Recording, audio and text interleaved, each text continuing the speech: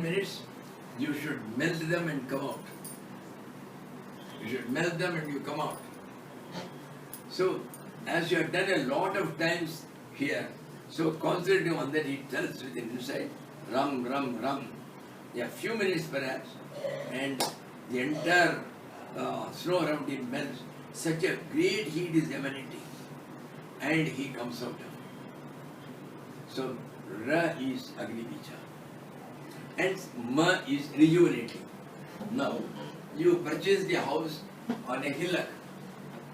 You cannot straight away take a mason and cement and bricks.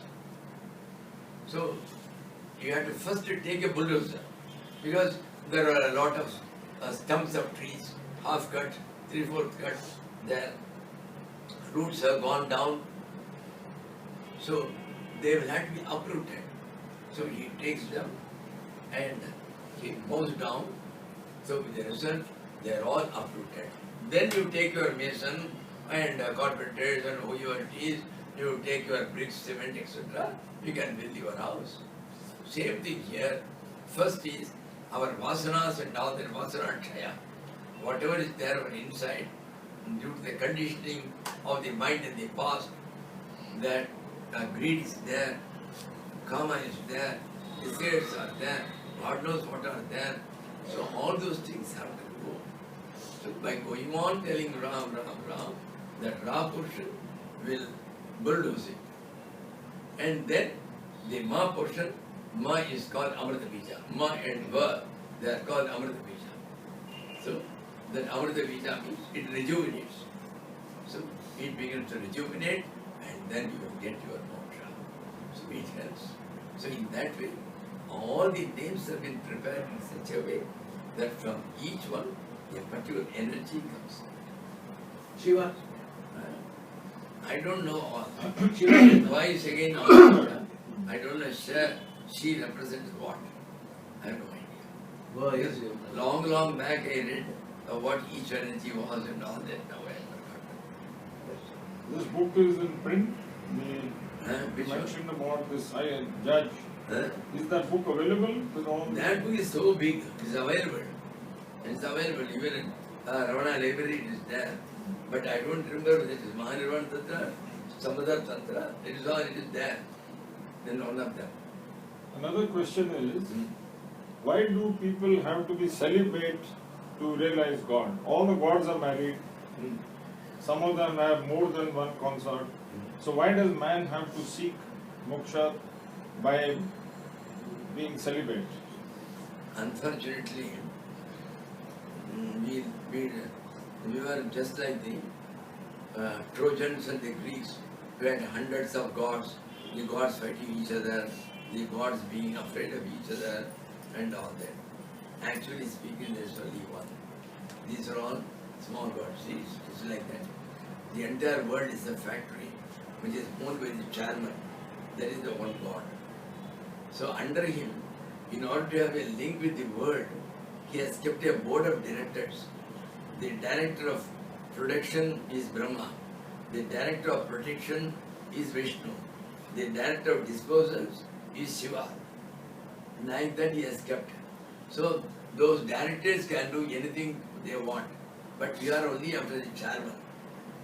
It is the chairman who can put you anywhere and he can give you all happiness.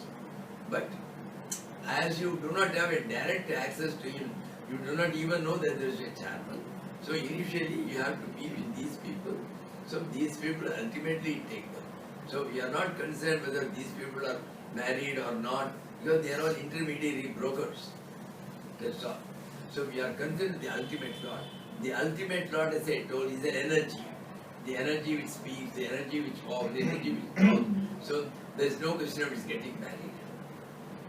So these are all only our own concepts, because if you ask a buffalo, hey buffalo, what is your idea of a God? God. It is 300 tons in weight. It has got 20 horns. That's all it will say. So like that, when you ask a man, he said, my God has got 5 heads or 6 heads. So like that it all came. That's all. So these are all his concepts.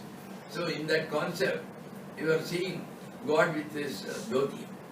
Are there garment factories there? Are there garment shops? You go further. So it's all only your concept there. So what you are saying is, God is Shakti, not a Vyakti. Not a big thing, not at all. He is Shakti and you are part of it. You are integral part of it. You are not a separate part. No, that he has said very clearly in Bhagavad Gita. Exactly. So that is the only thing.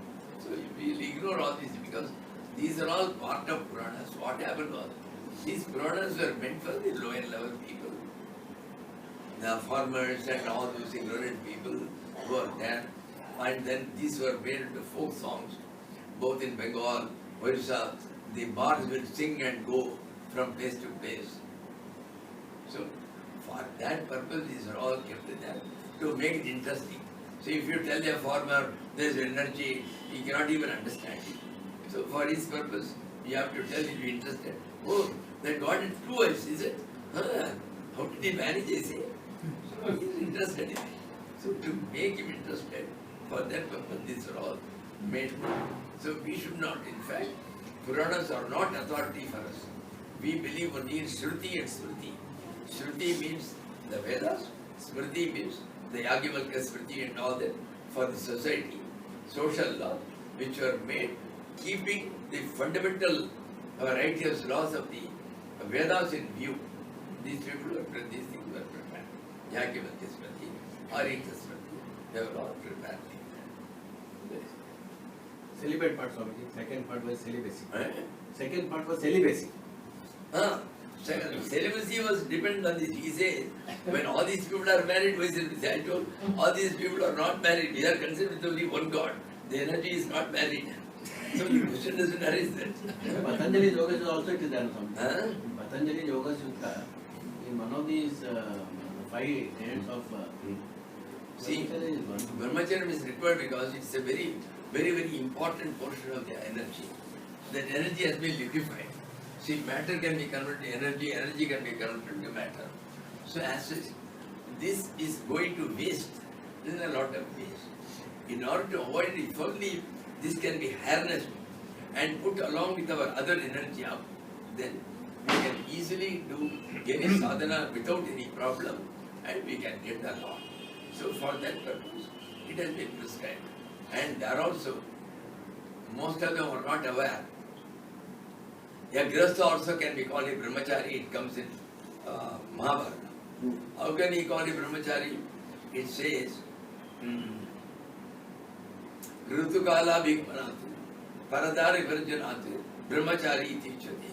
See, so long as he goes to his wife only on those prescribed days, just as the modern people like Havelakalis are prescribed, there are prescribed dates there also. So, other than that, you should not say, on a Janmashtami day you cannot go and enjoy with your wife. So, like that they have kept. So long as we keep up to it and do not conduct any adultery, then the man who lives like that, he is called a brahmachari even though he is a grihastha. In other words, God will come to you in your house. You don't have to go to the forest and... Listen, you see, when Buddha, after his enlightenment, he was passing through his city. When Yashodhara, his wife, saw, he sent word to him, please come for 2 minutes, I got one question to ask. So he went to her. She asked only one question. What you got there in that forest after going a long distance, is it not available here? It is available only there. Good answer. He kept quiet. Yeah. That's all. See, it is available. But you not utilize it. You require certain circumstances conditions. Now, for instance, you take an entire tree, say a mango tree. The sap of the mango tree is available in the stem. It is also available in the roots. It is also available in the branches. It is also available in the leaves. But you can enjoy it only when you take it through the fruit. Even though it's throughout throughout that entire street is there, but it is more conducive to take it only as the fruit. So in the same way, certain places are only conducive to take it. When you are in other places, there are constant distractions. So as such, you will not be able to do sadhana. That's all. It is available everywhere. It's just like that. That's all. But they say in Kali Yuga, Harinam, Harinam, Harinam, Kevalam, Kalau Nasti Eva, Kritir Annatha. It means that only the Nam Jap is the solution. No meditation is possible in this age. You see, No why other. it's not possible? When so many have done, when all the 16 disciples of Ramakshna Paramahamsa would do it as recently as now. So why can't we? It's not there. See, the point is, in order to encourage the other people, so this is a way of telling. It's a sort of an exaggeration, but the idea of it is we call it Arthavada in Sanskrit. Arthavada doesn't mean exactly exaggeration. In order to make one point, you may put it to a high extent. See, say there is one Banyar Chettiar, he is running a shop. I take you there and tell him, see this Chettiar is not ordinary, you see. He is far greater than Vasishta. He does meditation for a number of hours. It doesn't mean he is greater than Vasishta. It is just a tool for a purpose. That's all. So that is called Arthavada. The idea is to emphasize on something. The idea is not to deride the other things. That's all. Everything can be done. But for other people who are unable to do it, constitutionally they say that we cannot do. So for those people, these methods also have been given. Yes, through this also we can reach. That is all. But it is not a direct method. So you have to do it for much longer time. There are other problems that you will know only when you do it, when you face it. That's all. See, it is not that straight away you say Rama, Rama, Rama, Rama and you get your moksha. If that is so, why those unnecessary Vishwamitras and Vasishtas they did for so many years? Did they know it? It's not so. No, the only question is that our weakness we are putting on Kali Yuga. Yuga has nothing to do. It is after all a Jada Vastu. A Jada Vastu cannot come and affect Chaitanya like you and I. So it is a convenient handle for us where we are putting it. What to do? I am unable to because it is Kali Yuga. So Yuga cannot do anything. It is your weakness. And we want to cover our weakness by taking the Yuga state. I don't believe it. That's all. No, nothing, no Kali Yuga can do anything. You see, really speaking, nobody has ever been able to describe the infinite. It's impossible because how can somebody infinitesimal describe the infinite? It never happened in the past and may not happen in the future. Like for example, even Socrates, one evening he was coming home. In those days in Greece, they had fire burning in one house. Everybody go and light their lamp there. So he just asked a small boy, where did this fire come from? He blew it out and he asked Socrates, where has it gone? So ultimately, you see the question, and we are dealing with something, some of us have, a background of grandmothers telling us about Shastras, we go to university, learn a bit of science. But in the end, if you look at the routine of a modern housewife who is also working these days to support the family and so on, it's not, oh, we leave aside yoga. Let us take the current day and now, what is happening.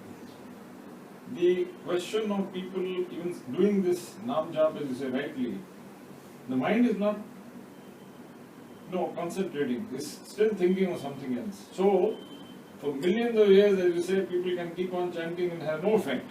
Yes. So now, finally the question comes, you said in the morning, how do you get rid of these thoughts? There are various methods, chanting is one of them and there are others. So what would you recommend for the current day and age to get rid of all the thoughts? The point is, there is no general prescription because if all the people have got Dr. Saab is there. If 5 people come to him for similar fever, similar flu, he will not give the same medicine to all the 5. He may give ciprofloxacin to one. He may tell another man, you take 2 paracetamol per day. To a third man, he may give an injection. So it depends on their physical constitution. Similarly, there is a spiritual constitution made up of all the sadhanas he had done, the earlier conditioning of his mind. So it depends on it. So accordingly, for some one is useful, for some another method is useful. So our Krishnamurti has also given some methods. The method is daily usage to make your mind mindless. And the only method is whenever the thoughts come, you say, get out, get out, get out, get out. First day there will be 300 thoughts, you will have to say, get out. But if you continue every day for 2 hours to 3 hours per day for 3 years, ultimately a day will come, say after 2 years, you will find only 10 thoughts come to you. And that also will disappear in due course. So that is one of the methods. Then there is some Vimala Thakur. She was originally a student of Krishnamurti. She died some 3 years back in this thing. She was a student of Bonn University for philosophy. She is one who has studied all the philosophy. So as such, I would say, in many manners, she has improved over Krishnamurti's teachings. And she has done a number of books on this very issue as to how to... I heard only one lecture of Sri Krishnamurti in Chennai on the subject of meditation. So he said meditation has now become fashionable because some people go to Maya, Rishi, Yogi and others, and they say that it has an effect on the body. From the medical angle, there are certain stresses which create certain kind of poison in the body which is neutralized through meditation and so on. He says now, if you are traveling sometime, let us say you get accustomed to this practice, then when you travel you can't do. So the concentration will increase and create a health situation if you are looking from the health point. So finally he says... We need not bother health point of view, that is a very wrong approach. Adi Shankara has told, Prarabdham Pushati Vapu. The body's health has been decided by the karmas done in the previous birth. You cannot add 1 cubit to it, you cannot detract 1 cubit from it by any amount of tonics or by any amount of toxins. So as such, it is a wrong idea to think that by this I can keep the body okay.